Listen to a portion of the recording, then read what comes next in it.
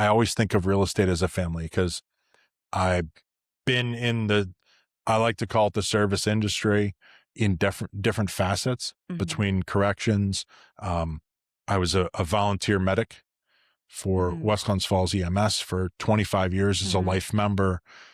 I think everything carries through on a family basis, and real estate's a family with everybody. We always look together to do something to get the better outcome.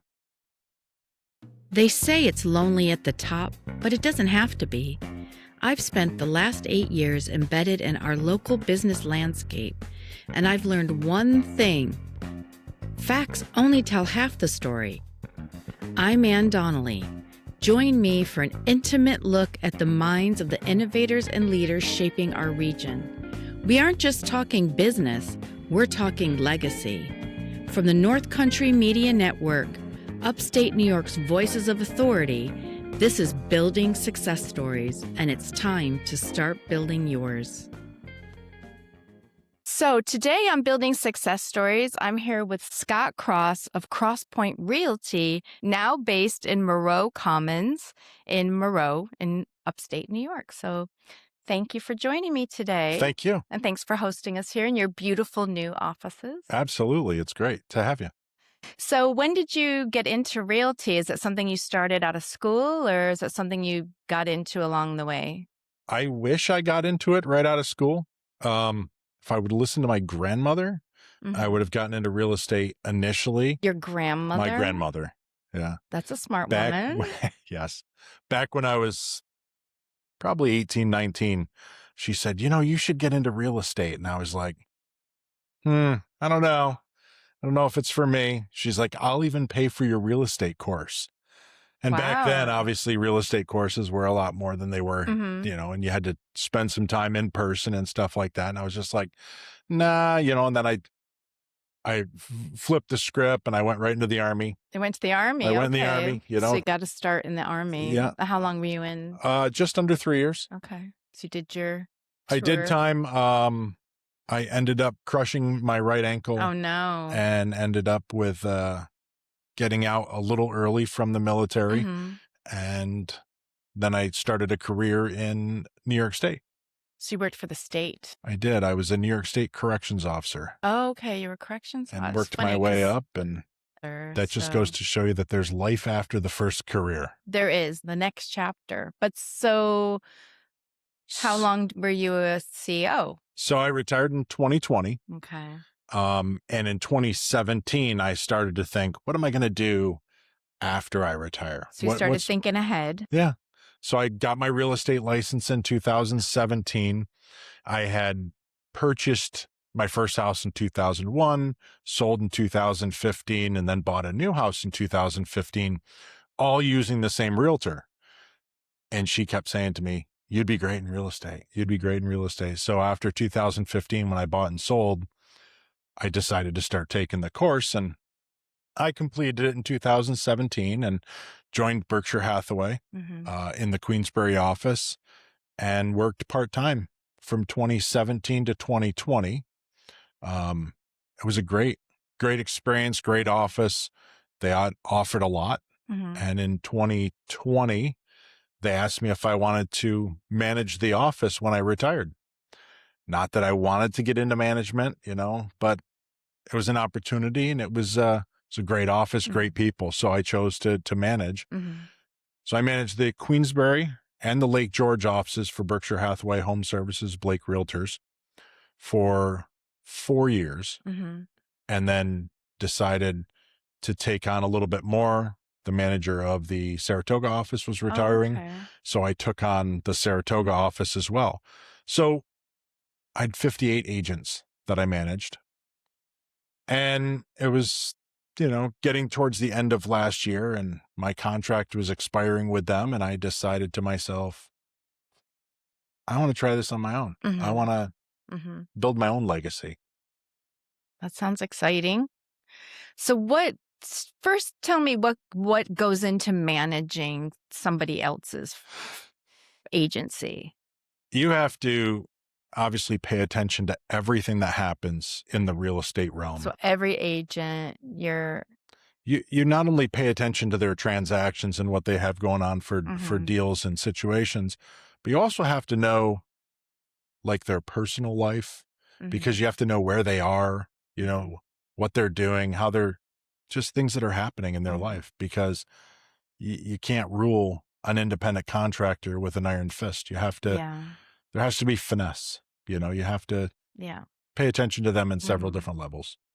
And is part of that trying to develop them and to be better agents? You bring them in all the time. Yeah. We have weekly meetings. Mhm. You do a couple of monthly Mhm. trainings. There's always coaching. There's always mentoring, Mhm. one-on-one sessions where you're just trying to find out where they need to be strengthened, paying attention to the paperwork that changes, the new laws that change, Mhm. just making sure that they're on top of it. Yeah. So how many agents did you have once you got all the 3 offices? I had 58. 58 Yeah. agents. I had 32 with the Saratoga office, and I had 26 with the Lake George and Queensbury office. Mhm. So And real estate is like a 7-day operation. 7 days, A lot of 7 after a.m. to 9 hours. Yeah, I p.m. was gonna say 24/7, but it's not really 24, but No, they did allow me to sleep a little bit. good. A No, it little was good. sleep, right? It's good. So then the changeover then into having your own agency, what was your kind of thinking behind that?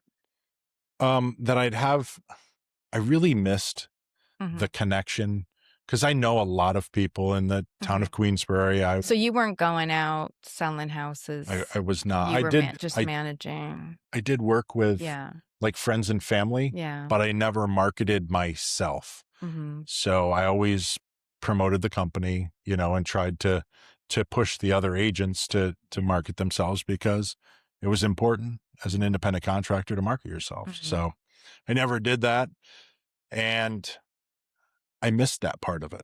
Mhm. I missed the connection. I missed really working with everybody to Yeah. that's so it was kind of the next plan, Mhm. you know, start my own brokerage, get back out there in the selling, get back out there engaging with everybody, and it's working out well. Mhm. So did you start out with just you?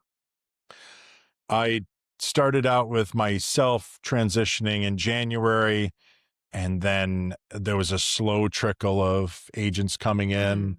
Mhm. Um, I'm up to 5 agents. Mhm. I've got a couple in real estate classes right now, Mhm. and I've got a couple more talks with other agents that Mhm. hopefully will be over 10 by the end of Mhm. the summer. I've seen a few agents moving around recently. Why do you think that would be? Or am I just noticing does that always happen? It always happens. A lot of the time it happens around the first of the year, because they kind of think, I got to pay my real estate dues again. And, Oh, okay.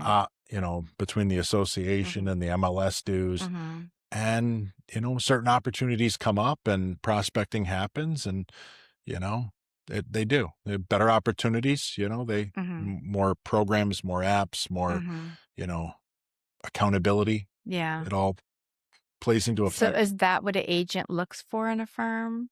Like in an agency, like somebody that's got more tools for me or somewhere where I can grow more? Like how would they assess that? I think it's really an individual approach, Mhm. because you have some veteran real estate agents that don't need the weekly meeting with that manager Yeah. or that broker. Mhm. They know what they're supposed to do. They Mhm. know how they're supposed to go about getting their business. But then you have the newer agent that is 5 years or less, and it takes a little while to build that Mhm. business. Mhm. I think the norm is 7 to 10 years to get to that point where people remember you Mhm. as their real estate agent, Mhm. and where you don't have to market and keep that, you know, ads or promotion in front of people, Yeah. where when somebody says, "Hey, I need to sell my house," it comes naturally for somebody to say, "I've got a real estate person for you. Yeah. I've got a guy or I've got a Yeah. girl," and we have a almost 400 real estate agents in this area through Southern Adirondack Realtors. Yeah, there's a lot. And, it's like a family. Mm-hmm. Really, it is. I know half to 3/4 of them. Mm-hmm. And you work on transactions with them, and Because it's there's great. at least two sides to every transaction. Correct. Right. So you've Correct. got at least two realtors and at least, right? Yes. So what makes a good agent? Somebody that has drive, Mm-hmm. a little Because you got to be self-motivated. Like you have your manager or your owner, but you're an independent contractor. So you really have to have your own drive, your own motivation. You have to be able to work on your own and not think the business will come to me, especially when you're starting out. You have to be able to go after it. You have to market, you have to advertise, you have to promote yourself and the brand that you work for. Yeah. So it's a lot of work. And if you have a huge following, a good family, a good friend base, you can start your business up a little bit faster because you always work with the people that love, and trust, but if you're coming to the area and you don't know anybody, it's a little harder to get going. I'd say it'd be very hard. Because you're going against a lot of agents in this area for every listing. You went to school with these people, you're related to people. Yeah. Yeah. So, I find that in my business as well. Like I'm only been here 8 years, so. Yeah, it's a challenge. Yeah. It's not something that can't be done. I have agents all the time that I've worked with that do make a good business, and they're not from the area. It takes a little while, though. So they've got to have good people skills. How much of it is about understanding the market? The market can be taught to anybody. Yeah. You have to be willing to learn. And if you're going to work in an area, you should know everything about that area. You should know all the amenities of the area. You should know the tax bases. You should know, who the builder is in some of the neighborhoods that happens.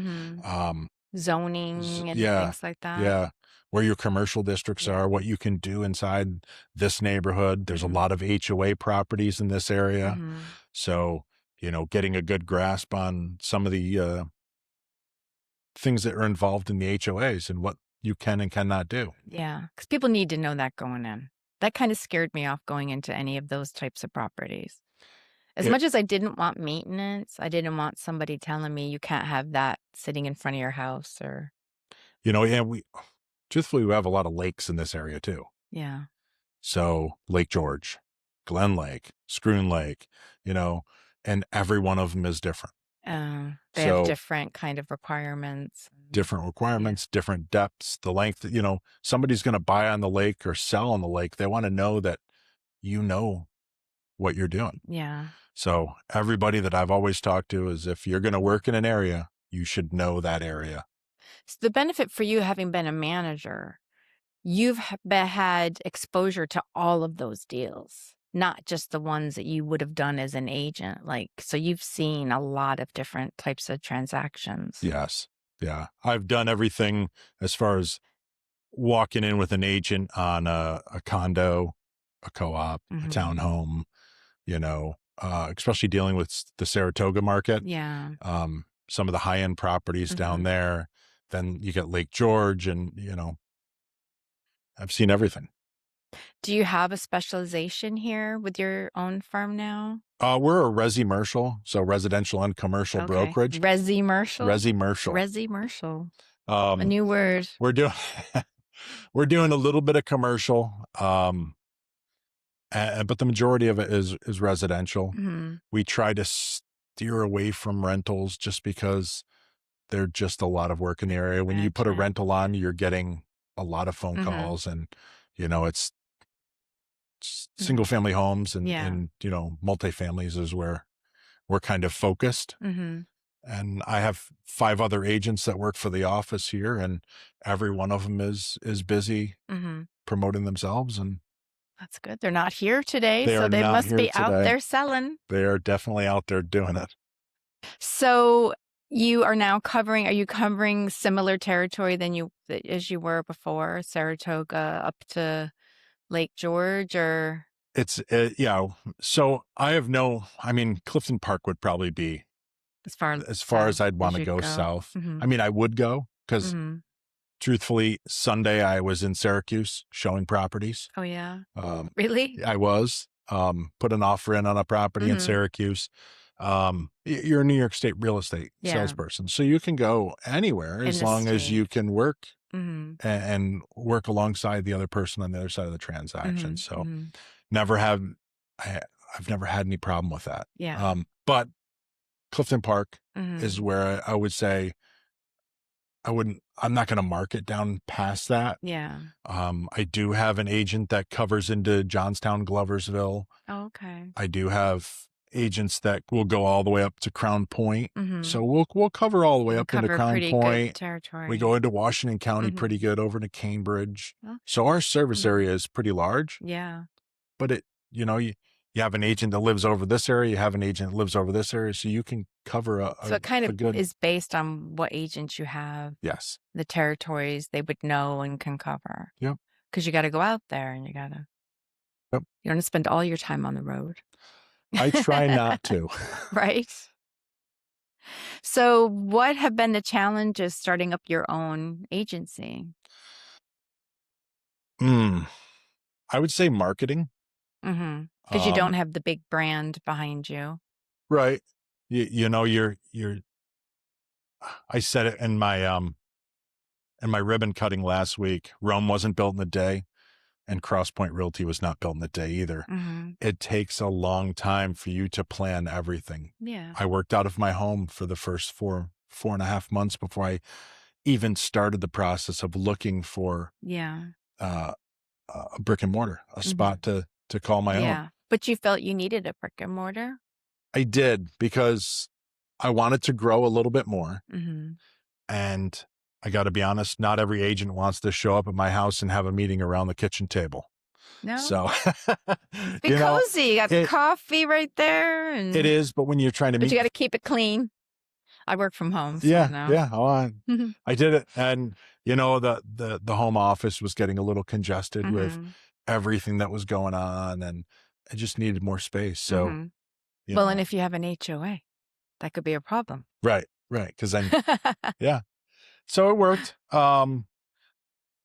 Yeah, having a meeting, having a conversation with the agents, and this is where we ended up Mhm. because I believe that it's not just me.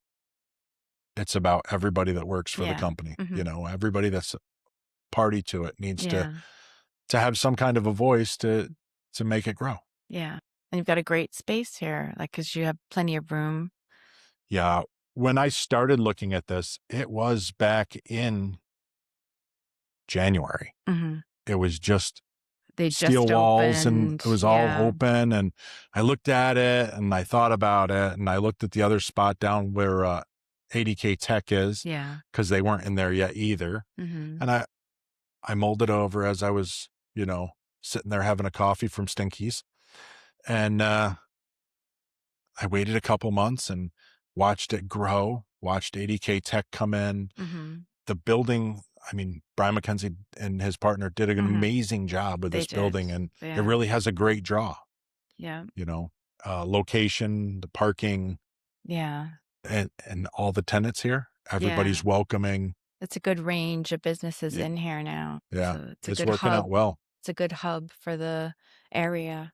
And I think that's another draw that was for me was it is a good hub because where I'm located, I can take 197 over into Washington County Mhm. and go left or right off of 197 and go to Fort Ann or go to Cambridge. And so that's I can go back to the city by taking a left, or I can just go up and hit the Northway and I can go north or south there Yeah. within a couple of minutes. So Mhm. it really is a hub for me. That's a good spot. Yeah. Yeah. It's like a couple of miles. Is it a mile even off of exit 17? Is it a full I mile think or, it's right around there. It it's takes me like, like 2.5 yeah. minutes with traffic Yeah. lights and everything to Yeah. get to the And there's going Northway. to be a lot of development up this corridor. It's come up a lot in a lot of my episodes because I've done a lot of people from here, but just also Glens Falls type businesses, seeing that, and I love seeing that there's going to be good development in the area where I live Yeah. coming Yeah. up this way. I look at this area, the Moreau, the exit 17 as a pinch point because Saratoga has a hard time growing now. They have to grow out. So that's coming into Wilton. Wilton's going to come into South Glens Falls, into the Exit 17. Yeah. City of Glens Falls. They have nowhere else to go. Right. So they're coming across the bridge now into South Glens Falls. So we're just going to be a pinch point. Yeah. And I think it's just going to get much better. Right. So how are you finding the property market right now? Like, from my understanding, it's low inventory, high interest rates. Those are the two kind of things that my limited knowledge is. How do you see it right now? It is. It's a tight market. I wouldn't say, it's an impossible market. Mm-hmm. People are still buying. People are still selling. Mm-hmm. There's always those topics that, change people's minds on what they need Yeah. for a house, Mm-hmm. whether it's downsizing, upsizing, just Yeah. moving totally. Yeah. I think it's a market where you have to find it. Mm-hmm. I don't think it's an over asking, where we were back during Mm-hmm. the COVID times. Mm-hmm. I think people are more reasonable and respective of their money, Mm-hmm. and they not going crazy. Yeah. But I think if you price something appropriately Mm-hmm. and you market it how it's supposed to be marketed, it's a good market. Yeah. And what about, do you see any trends coming up?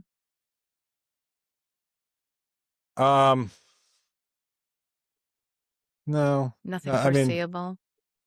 no, there's, I guess it's kind of keeping an eye on interest rates and yeah, they're saying interest rates are going to drop within, the next they year, keep saying maybe that. quarter or 0.5%. And I don't know. I've always been told and always listened to a lot of mortgage people. And, the saying is you don't marry the mortgage rate, you Mm-hmm. marry the house. Mm-hmm. So you can always refinance as things Yeah. happen. Mm-hmm.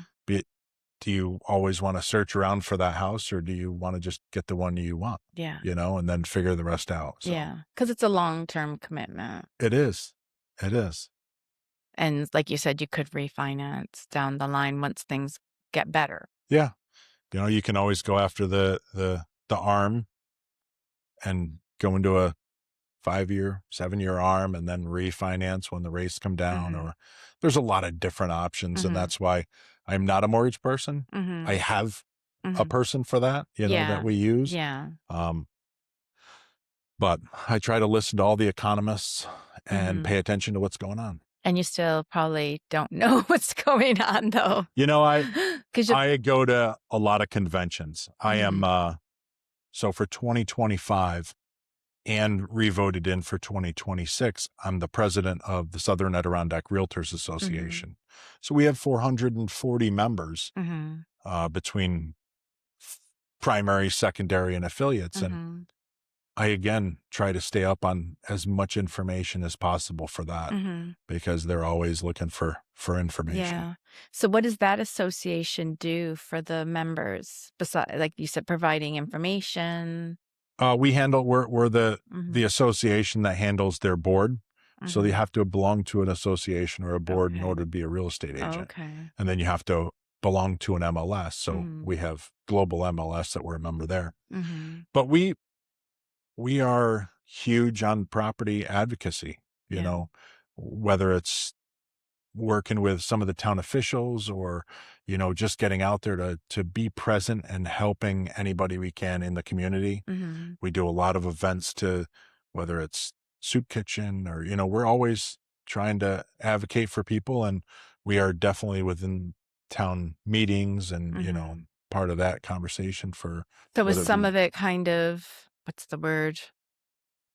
Advocating for the real estate industry at Oh, these yeah. meetings? All the time. Yeah. All the time. We're down talking to the senators, the assemblymen, just You're going trying to kill us if you pass that bill? Yeah. I don't know if we go that far, but we definitely let them know things that we don't want to Mhm. see and things that we do. Mm-hmm. Makes sense. That's very interesting. So what do you think someone that's looking to sell their home, what are the factors they should look at when deciding who they should list it with? I think everybody's trained the same. I think somebody that you can work with, somebody that you can communicate with. Marketing. Mm-hmm. A lot of the companies do a lot of the same marketing. If you go in and say, "What can you do for me?" There's Mm-hmm. a lot of people do the same stuff. Mm-hmm. It's finding that thing that somebody else doesn't do, that different approach. Mm-hmm. And I think we're focused on that. We're focused on how we can figure out a different way Mm-hmm. to get your property sold. Yeah. Especially if the market is a little tight, you start looking at what else can I do? Yeah. How can I do this better? Yeah, I think one of the big things is working with a company that's seen Mm-hmm. that, Mm-hmm. we're not just going to show up and put a sign in your front yard and, Yeah. wait for somebody to show Mhm. up. We go out and we try and find that person, whatever it might be. Mm-hmm. And to that effect, we also do the same for buyers. If we have a buyer that's, wanting to buy in a certain area, Mm-hmm. we don't wait for somebody to put the house on the market. We send letters. We're on top of it. We're talking, Mm-hmm. we're trying to find that home for them Mm-hmm. before that house gets put on the market. Yeah. Oh, tell me a little bit about the agents that you have here. So the agents that I have here range from 21 years in the industry Mm-hmm. to 2 years in the industry. Mm-hmm. All of them are part-time, but I would say 3 of them are part-time, full-time. Mm-hmm. They have other jobs, but they spend just as much time. Mm-hmm. Because when you think of, and we did this study last year with agents that called themselves full-time agents, and right down for the first 2 weeks of that we're starting this, how much time you actually spend in real estate as a full-time agent. And, some of the things we were getting back were 14, 20, 24 hours a week. And we're like, okay, that's full-time. I have part-time agents that are doing that. Mm-hmm. So now they're full-time agents with a full-time job, Yeah. because they do the same time frame. And they're, again, I think that they really just need to have that tenacity, that drive and motivation to do it. Yeah. But I have one associate broker, again, a part-time associate broker. Mm-hmm. And then, they're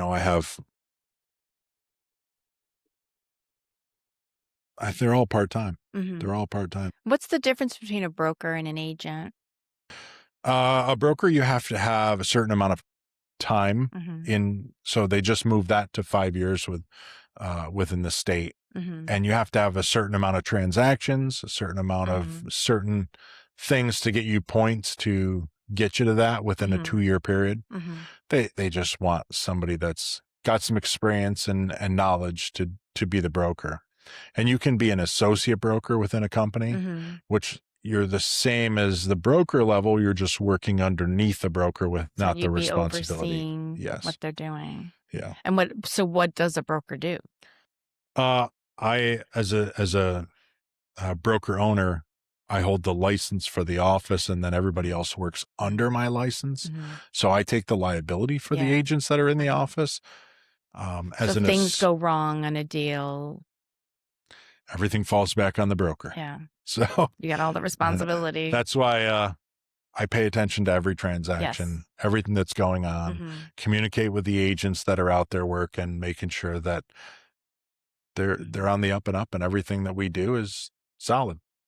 So with your own agency here, you're kind of the best of both worlds, because you were saying you were missing the being hands-on with buyers and sellers, but you're also managing. So Managing a much smaller amount. a smaller. And it's your group. Yeah. And they know Mm-hmm. what I expect. They know what they're supposed to do. Mm-hmm. And they know, when it's time to call me and say, hey, this is, Mhm. so it is the best of both worlds, Mhm. because they're all, again, I always think of real estate as a family, because I've been I like to call it the service industry in different facets Mhm. between corrections. I was a volunteer medic for Mhm. West Glens Falls EMS for 25 years as a Mhm. life member. Uh, I think everything carries through on a family basis, and Mhm. real estate's a family with everybody. We always look together to do something to get the better outcome. Yeah. Yeah, because that was a question I was going to ask. Like, what did you find that you learned in the military or as a corrections officer that you then brought into real estate? It's the family. It's the group approach. It's the family Mhm. approach, because in the military, we always looked out for our own, Yeah. protect everybody, Mhm. do things together. EMS, back when I started in EMS in 1992, we used to do family dinners on Sundays. When we were covering duty, you'd get together for family dinners at night with your crew. Could be 4 or 5 different families we'd get together for dinner. Mhm. Corrections, when I transitioned from the military into corrections, again, the correction officers are the ones that are coaching their kids at Little League, doing this, doing that. They're the volunteer firemen, the volunteer EMS. They're people that are in the community working their side jobs, Yeah. doing contracting, tile work, landscaping, Mhm. all these other things. And then to retire from corrections and get into real estate, everybody else does the same thing. Mhm. Real estate agents, we're always helping Yeah. the community. So Service yeah. is the key to it. And it Mhm. it holds true. Whenever I meet another real estate agent, they're always like, oh, hey, I do also do this. I sit on this club. I'm Mhm. part of this committee. Yeah. They always find time for other things. It's a common theme with a lot of the interviews I've done is that people are very community minded and it benefits their business, but that's not the main reason for being of service to the community, but it does benefit them in their business because you're meeting people and people Sure. get to know what you're really like, which is important, Yeah. to build trust and to differentiate you between the next person. Yeah. You could talk to 100 different real estate agents and in this area, and everybody's going to tell you, oh, I do this. Oh, I'm a Rotarian. Mhm. Oh, I'm, Yeah. you know, you know, it- Mhm. they're very community based. Yeah. And you don't think that's just this area, it's just in business, it's No, important? I have traveled the United States and met with real estate agents Mhm. from Texas to Tennessee to California to Alaska, Mhm. with some of the big conventions, the National Association of Realtors convention. Mhm. Y- Everybody has. You listen to some of the neighborhood awards, the Mhm. people that actually they're building schools Yeah. and places for kids to go, and Mhm. there is really some impressive real estate agents that are out there putting forth effort into their communities. Yeah. So I think it just continues to grow. Yeah. Yeah. That's a good way to look at it. I listen to, again, a lot of different Mhm. podcasts Yeah, and tell different us things. about some of Um, those. but one of the guys I like to follow is Mm. Tom Ferry, Mhm. Mike Ferry, Brian Mhm. Buffini. So I Mhm. think if you listen to different podcasts and different Mhm. things, I listen to Real Estate Uncensored. There's a lot of different Mhm. ones out there with different Mhm. views. But if you take some of one, and then like Brian Buffini, if you take his empathy and his trainings and you kind of meld them together Mhm. to make your own, you can find a very good happy medium Yeah. and something that works for you. Mhm. And when you hop in the car and you put a podcast on, it just energizes you to Mhm. get to the next. Yes, we love podcasts. We Yes. need more people listening to podcasts in the North Country. Yeah, they're great. Yeah, see? I think you would find that a lot more people are turning off the radio and a lot more people are listening to a certain podcast or this Yeah. and that. So Yeah. Yeah. So when do you listen to podcasts? when I'm, This is good market research for me. yeah, when I'm sitting here working, Okay. I will put it, Mhm. and people always say to me, "Are you on the phone?" And I'm like, "No, I'm usually got a podcast yeah. or something Mhm. going in my AirPod, Mhm. listening to something, because I can always get a piece of information from a Mhm. podcast, whether it's a financing podcast, a real estate one, Mhm. or just listening to maybe some politician, or Yeah. something like that. There's Mhm. always something that's going to help my business somewhere. Yeah. So, It's not just Joe Rogan and influencers. right, There's solid business people and right. good motivation, mindset, I'm not saying I business. don't listen to a little bit of Joe Yeah. Rogan every now and then, or Gary Vee. Yeah, I know You Gary. know, I know Gary I Vee. mean, Yeah. there's a lot of good ones there too. But sometimes you need the motivation. Sometimes you Mhm. need the pick Mhm. me up. Yeah. Sometimes you get lost in what you're doing and you need to refocus. So Yeah. podcasts are great for that. Yeah. Good. And what do you think is a good length for a podcast? Does it matter? It's up to I debate this with No, people all the time. half hour, Half hour. 40 minutes, somewhere in there. Mhm. I mean, some of them go pretty long and you're like, all right, I've got other things I've got But to you can do. go back to it. Right. It'll save your space. Right. So what platform do you use to listen on? I listen, it's just podcasts on Apple Podcasts. Apple Podcasts. We're on Apple Podcasts. Yeah. Mhm. It's great. I think everybody should listen to a podcast. Find what you're Yes. passionate about and follow a podcast on that. Absolutely.